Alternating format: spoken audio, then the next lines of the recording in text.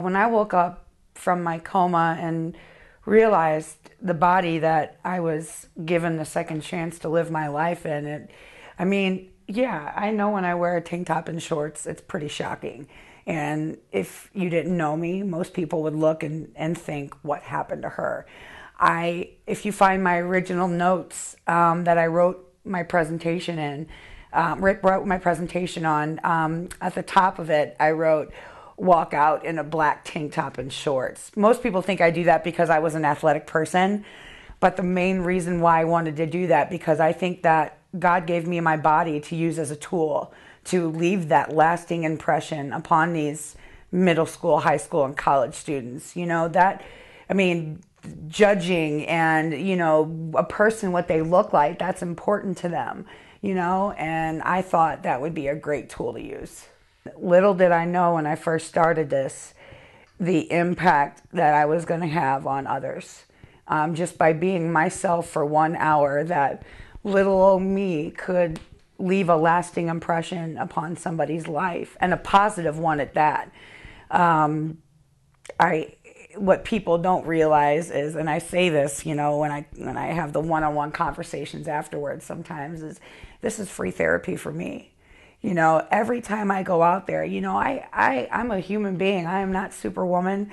Sometimes I look in the mirror and I see, the chin, and I see the scars. And of course, to any woman, that can be upsetting.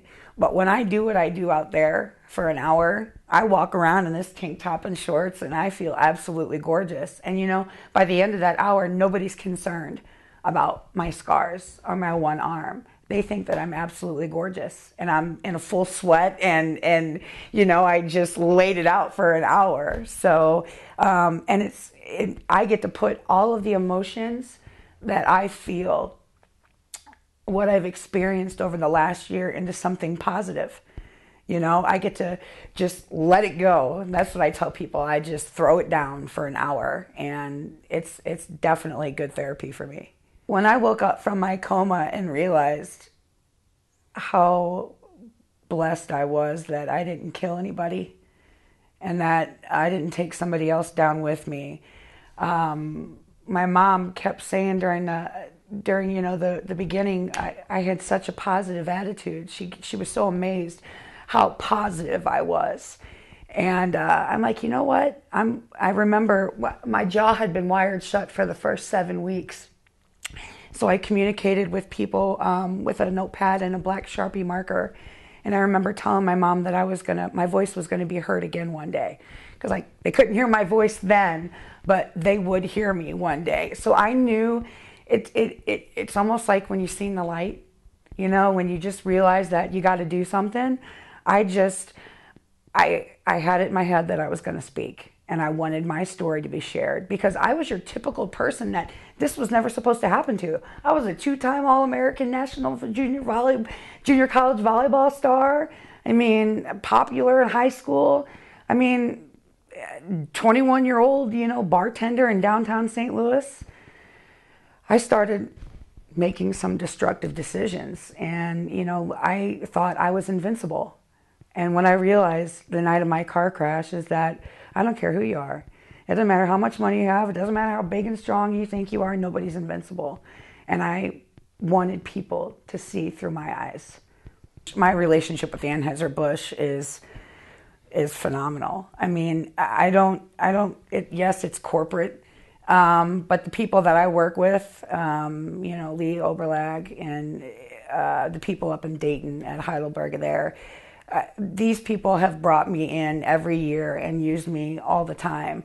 They believe in me, they support me. And that was one of the things that really took me by surprise in the very beginning with Anheuser-Busch, was how supportive they were. I'm booked a year out. So that means I have every week for 8 months out of the year. I work the school year. I just tell people I'm a teacher. I just teach a different subject. I'm booked every week. I'm booked in a different state every week and at a different school at least 3 days a week. I would say at least 150 to 200 presentations a year. And I've probably done at least over 1,000. I know that's easily over 1,000 schools. I've been doing this is my 8th year. And just by Twitter and Facebook alone, by the likes I've gotten on my pages, I've reached almost 50,000 people.